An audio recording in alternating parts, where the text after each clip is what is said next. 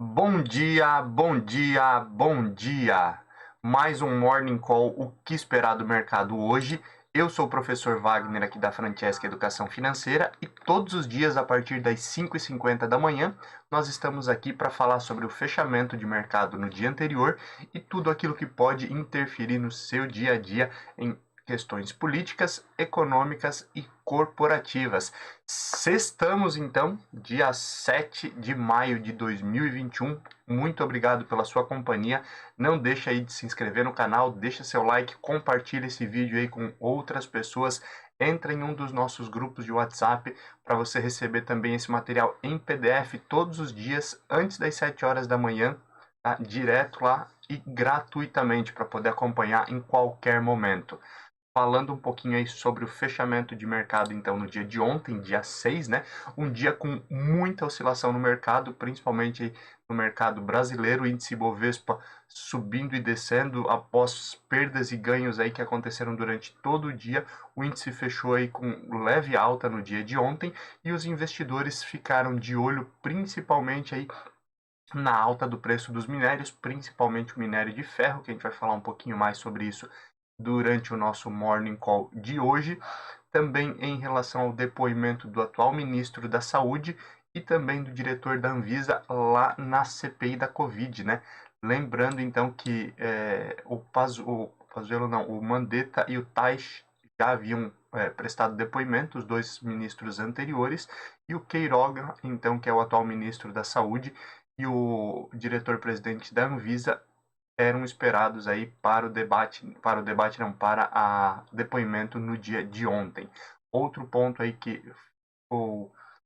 foi bem analisado no dia de ontem e acompanhado pelos investidores foi um bom momento em relação à divulgação de resultados de empresas listadas na Bolsa Brasileira, juntamente, óbvio, com a repercussão da alta da Selic aí, que foi a 3,5% ao ano. Já olhando aí para o mercado internacional, os Estados Unidos aí subiram com a divulgação aí de solicitação de desemprego, de seguro-desemprego tendo reduzido, né? Baixando aí, chegando ao menor índice desde o início do ano, mas ainda assim algumas perspectivas ali em relação à manutenção dos estímulos do Fed, e ainda assim as bolsas norte-americanas não fecharam em cenário tão alto no dia de ontem. Já olhando para a Ásia, né, que as principais bolsas ali, Japão e Ásia, estavam fechadas aí desde o dia 30, né, dia 30 havia sido o último dia com pregão, as bolsas fecharam em direções opostas nesse primeiro dia, e hoje, no final do nosso Morning Call, falamos aí um pouquinho mais sobre o dia de hoje e as perspectivas. Olhando aí para a Europa, a divulgação do PMI composto lá na Europa e também o PMI de serviços no Reino Unido, aumento das vendas de varejo na zona do euro, tudo isso aí levou as bolsas europeias aí a fecharem também em cenário positivo, próximo aí das suas principais altas aí históricas, inclusive. Vamos olhar um pouquinho para números e aí nós conseguimos analisar isso de uma maneira melhor. Olhando aí para o índice Ibovespa, então, o índice Ibovespa fechou com alta de 0,30% no dia de ontem, fechando aí a 119.920 pontos. O dólar aí chegou a R$ 5,27, uma queda de 1,67%. A bolsa de tecnologia norte-americana Nasdaq fechou aí ontem com alta de 0,37 a 13.632 pontos.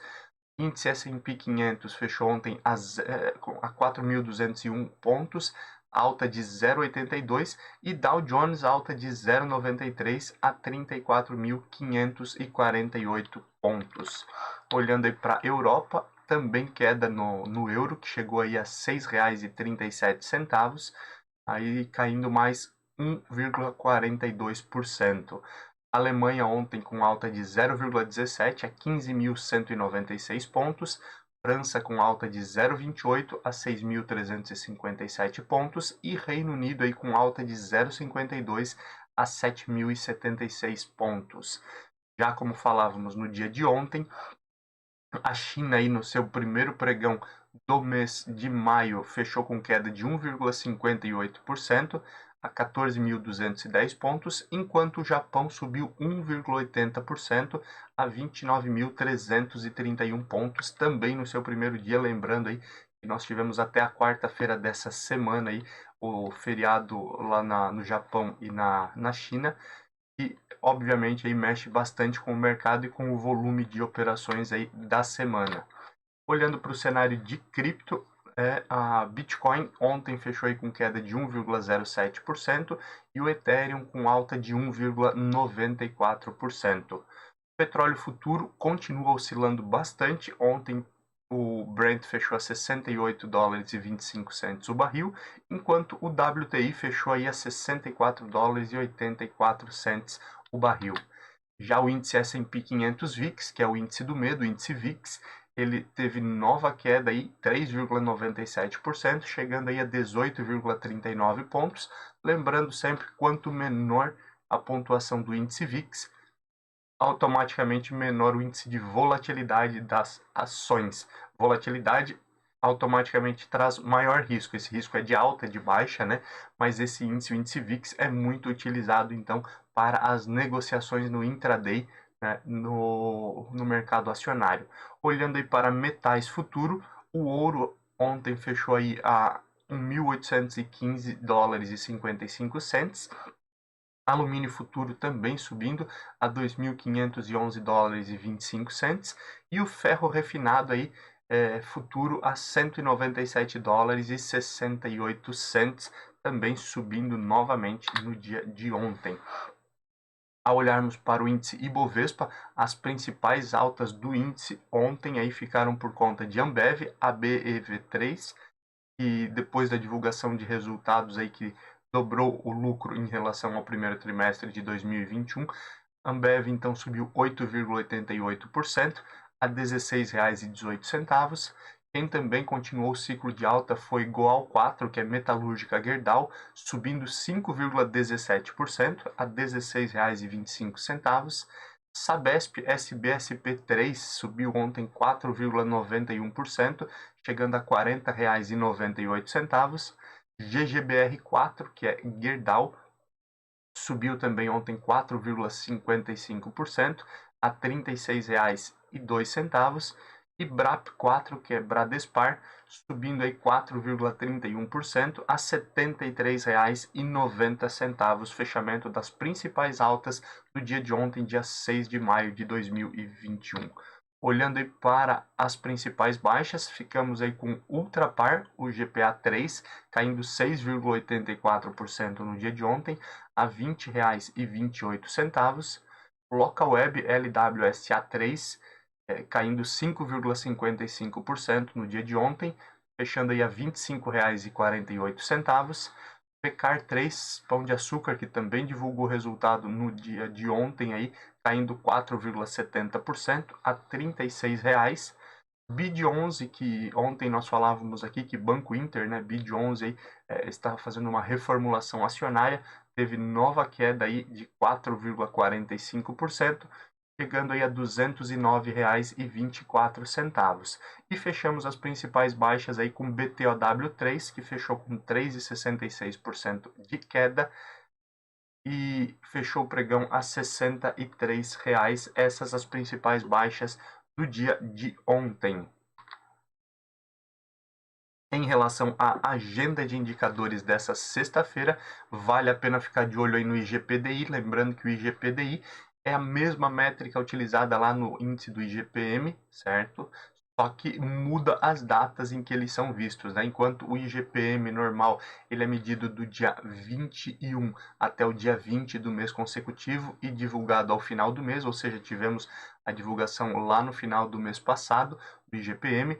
O IGPDI ele mede do dia 1º ao dia 30 e é divulgado no início do mês seguinte, né? Então, o IGPDI de abril vale a pena ficar de olho hoje, lembrando que o IGPDI, IGPM, indiferente, ele mede a inflação do atacado e, obviamente, aí o impacto disso, principalmente aí em relação às empresas e, obviamente, aí alguns contratos, aí como contratos de aluguéis e outros contratos que têm a sua variação pelo índice do IGPM.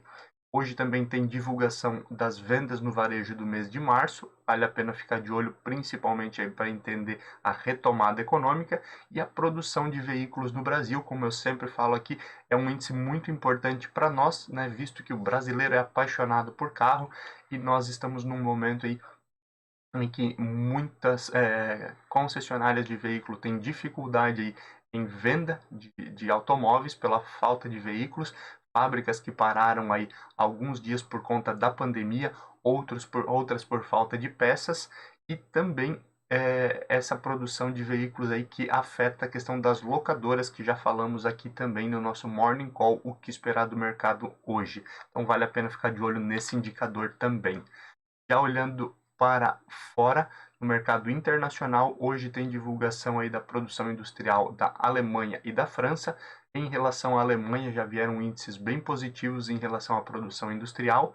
A balança comercial da Alemanha e da França também temos indicadores a serem revelados hoje. Também a Alemanha vindo aí com índices positivos, o que favorece a economia da Europa. E hoje temos também divulgação da taxa de desemprego lá nos Estados Unidos, que também acaba movimentando bastante o mercado, visto que a economia norte-americana gira muito em torno do trabalho em geração de empregos. Olhando um pouquinho para o cenário político, a CPI da Covid, o Marcelo Queiroga, que é o atual ministro da Saúde, ele durante o seu depoimento ali, ele apoiou a questão do isolamento, né? E ele se recusou a comentar aí declarações do presidente Jair Bolsonaro em relação à cloroquina, inclusive se abstendo aí de defender ou criticar o uso da cloroquina, se ela é ou não deve ou não ser utilizada aí para tratamento da Covid-19. Isso, obviamente, causou um grande tumulto ali naquele momento, né?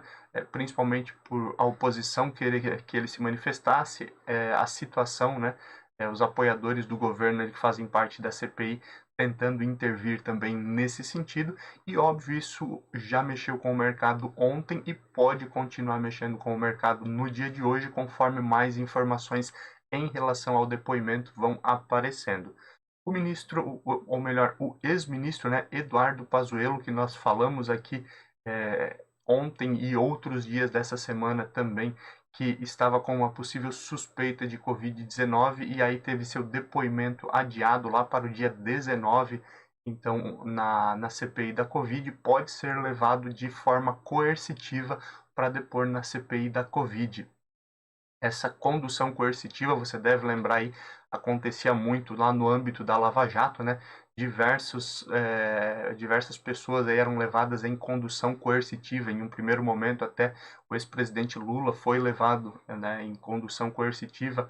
Essa condução coercitiva é apenas levar a polícia para levar esse indivíduo para depor. Não é uma prisão, mas é uma obrigatoriedade de levar para que esse indivíduo vá depor, né, onde ele foi chamado a depor. Essa condução coercitiva pode acontecer porque o ex-ministro que disse ter tido contato com pessoas com Covid, estava com suspeita de Covid, por isso solicitou então o adiamento aí do seu depoimento na CPI da Covid, foi flagrado ontem juntamente com o ex-ministro e chefe da Casa Civil, o Onyx Lorenzoni. E aí realmente fica complicado, né? Porque se ele está com suspeita de Covid, como é que ele estava aí se encontrando com outras pessoas? Aguardamos as cenas dos próximos capítulos e com certeza a gente vai falar sobre isso aqui, porque isso obviamente impacta o mercado como um todo. O ex-presidente Luiz Inácio Lula da Silva, como falávamos aqui, fez uma agenda em Brasília, né? O presidente do Senado, Rodrigo Pacheco, declinou da reunião que o presidente Lula queria fazer com ele, mas ao mesmo tempo o ex-presidente Lula se reuniu com diversos diplomatas, então, ali em Brasília. Diplomatas da Alemanha, África do Sul, embaixadores ali da Argentina, Moçambique e Reino Unido também aí devem ser visitados aí pelo ex-presidente Luiz Inácio Lula da Silva, e claramente já começa aí sua campanha pensando nas eleições presidenciais de 2022, e isso pode movimentar o mercado, visto que a eleição norte-americana movimentou o mercado e, obviamente, como todas as eleições, afetam a economia brasileira também. Seguindo aqui, o líder do governo busca aprovação de crédito suplementar para o orçamento. Isso, obviamente, aí pode impactar o mercado também. A gente já sabia que o orçamento ele estava na estica, né? O crédito suplementar é principalmente aí para situações de emergência que acontecem, mas obviamente aí todo crédito suplementar, toda mudança que acontece, ela amplia o risco fiscal e financeiro brasileiro, né? Então também é importante ficarmos de olho nesse sentido. E finalizando aqui a parte política, a Justiça Federal revogou a prisão domiciliar do Eduardo Cunha, né? Eduardo Cunha, lá o presidente da Câmara, quando aceitou lá o pedido de impeachment da ex-presidente Dilma Rousseff, ele tinha mais de uma condenação. Recentemente nós falamos aqui de outra situação em que ele havia sido absolvido, né? E revogada a prisão domiciliar, mas ele continuava preso por outra acusação, e agora, com mais essa revogação da prisão domiciliar, ele responde a todos os processos em liberdade, né? Lembrando, o Eduardo Cunha, ele estava preso e por conta aí de ser grupo de risco desde o início de 2020, então estava em prisão domiciliar. Isso também pode movimentar o mercado, lembrando que diversas dessas ações, elas partiram aí e ganharam força a partir do cancelamento das condenações do ex-presidente Luiz Inácio Lula da Silva pelo ministro do STF, né, que cancelou, anulou todas as condenações referentes à Lava Jato do ex-presidente Lula, e também a votação do STF ali que garante, que diz que o ex-ministro e ex-juiz Sérgio Moro foi parcial em diversos casos dentro da Lava Jato. E pode acontecer com outros casos também, não só dentro da política, mas outros casos ali de prisões que aconteceram na Lava Jato e em outros momentos aí no passado. Olhando um pouquinho aí para a economia, então, a União Europeia também aí está cogitando a quebra de patentes em relação à vacina, né? Nós já falávamos sobre isso ontem, e inicialmente aí Câmara e Senado brasileiro haviam aprovado. O presidente Jair Bolsonaro aí, sua equipe ainda acreditam que não seja interessante aí a sanção dessa dessa lei que foi aprovada, principalmente por conta das negociações que acontecem, mas ao mesmo tempo Estados Unidos e agora também o Reino Unido não, a União Europeia, desculpa, se colocam aí favoráveis a essa quebra de patentes, pelo menos nesse momento aí de pandemia, aonde é necessária a imunização da maior parte da população. Falando então em vacinas ainda, o Brasil adquiriu aí mais 100 milhões de doses, né, através do governo federal, das vacinas da Pfizer, né? Então, ainda não tem uma data específica para que essas vacinas cheguem, mas obviamente aí isso também facilita, lembrando que existe aí todo um esforço do governo brasileiro, segundo o presidente Jair Bolsonaro e também o atual ministro da Saúde, para a vacinação de toda a população adulta até o final desse ano 2021, para retomarmos o quanto antes, então, o crescimento econômico e voltarmos a uma vida normal. O dólar, muito aí por conta do aumento da taxa Selic nessa semana e uma perspectiva de que a taxa Selic continue aumentando nas próximas reuniões do Copom, pelo menos a perspectiva dada aí é que a próxima reunião pode haver mais um aumento, mas até lá as coisas podem mudar, desculpa, essa foi a frase aí do Banco Central.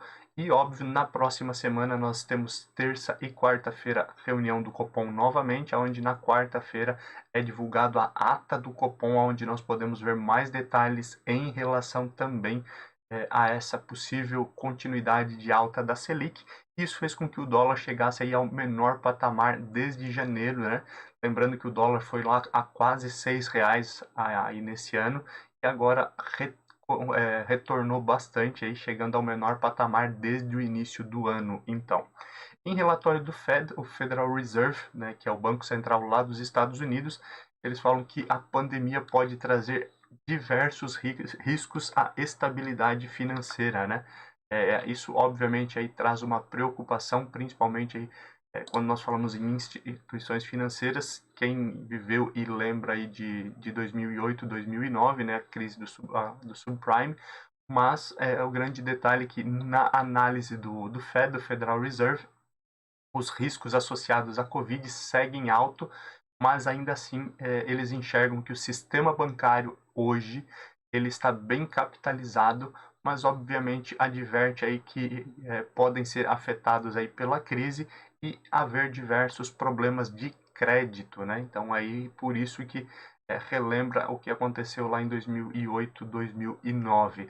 Já em estudo aí em relação à dívida das famílias, a dívida das famílias ali nos Estados Unidos, essa análise do Fed dos Estados Unidos e análise mundial também, as dívidas estão moderadas. Obviamente, se nós olharmos isoladamente o Brasil, as dívidas das famílias brasileiras, elas vêm num patamar um pouco maior, visto que o brasileiro já tem um nível de endividamento um pouco acima aí da média mundial.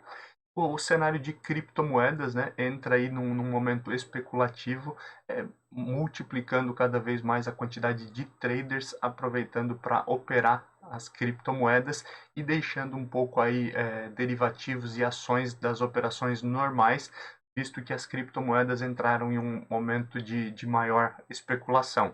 A gente pode verificar isso onde, por exemplo, o Dogecoin, né, que inicialmente começou como uma piada, né, um meme há alguns anos atrás, ele subiu aí mais de 4.000% aí no ano e chegou aí a ser, nesse momento, a quarta criptomoeda, quarta principal criptomoeda, quarta criptomoeda mais valorizada, então, que nós temos no mercado hoje, né? As duas principais, que inclusive falamos aqui todos os dias, é o Bitcoin, o mais conhecido deles, e o Ethereum, né? E agora Dogecoin se torna a quarta, entre outras moedas, né? O próprio Ethereum aí teve quase 400% de alta no ano. Do ano passado para cá, o Bitcoin aí também teve uma evolução aí muito grande também. E obviamente aí isso tudo leva a uma especulação maior e uma atuação maior de traders nesse sentido. Os brasileiros, né, buscam aí mais a bolsa de valores por conta, obviamente, de tudo que aconteceu nos últimos anos, queda da Selic, redução aí em relação aos rendimentos na renda fixa. As pessoas estão buscando mais a renda variável e pela primeira vez os principais sites de busca em relação a investimentos, né, relatam aí que CDBs e o próprio Tesouro Direto ficaram para trás das pesquisas de investimento em bolsa de valores. Obviamente isso é muito importante, é bom se analisarmos aí outros países do mundo, existe uma negociação muito maior proporcionalmente em bolsa de valores, mas o principal aí é termos um cuidado aí como população, como indivíduos, para que as pessoas não vão somente no impulso para a Bolsa Brasileira e entendam aquilo que estão fazendo e tenham conhecimento e educação financeira para que aí sim façam bons negócios, né, pensando talvez aí num longo prazo ou não cometendo grandes loucuras para não se frustrarem nesse mercado também. Continuando aqui, falar sobre mercado corporativo.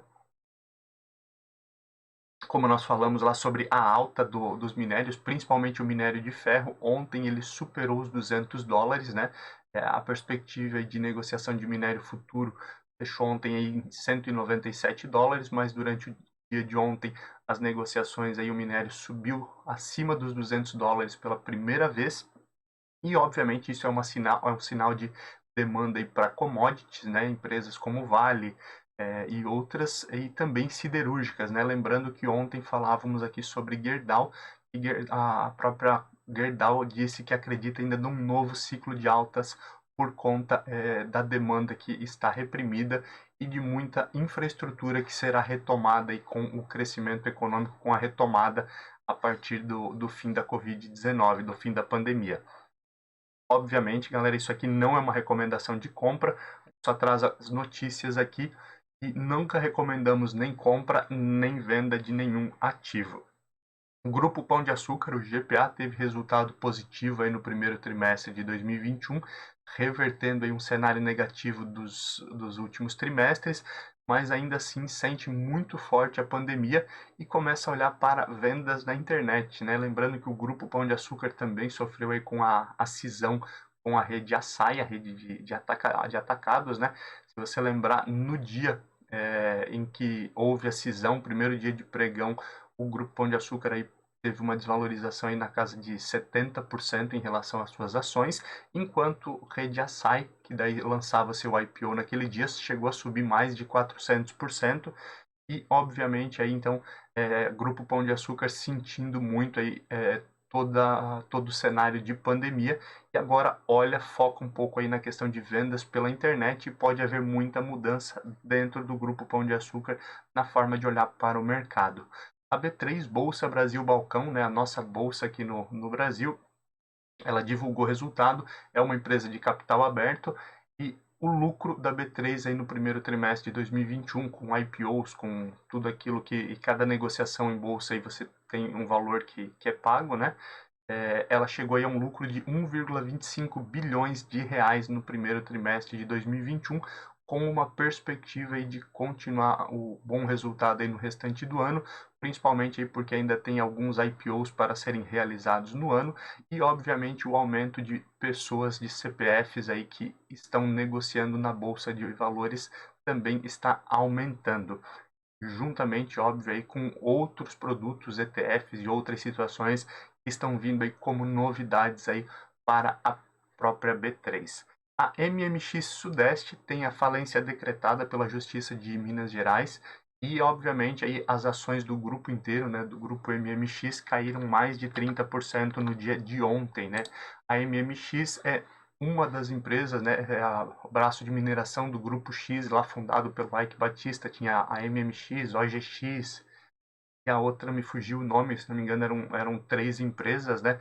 Se você lembrar aí, durante o ano nós falamos aí principalmente de alguns momentos em que as ações dessa empresa e de outras empresas aí do Ike Batista tiveram valorização aí de mais de 100% no dia e mais de 1000% aí em poucos dias, né? Obviamente por alguns movimentos especulativos, e agora ela despenca aí 30% basicamente em um dia, fechando aí a R$ 18,10 no dia de ontem, a MMXM3, é o ticker na bolsa dessa empresa, né? Após a MMX Sudeste aí ter sido decretada a falência dela lá pela Justiça de Minas.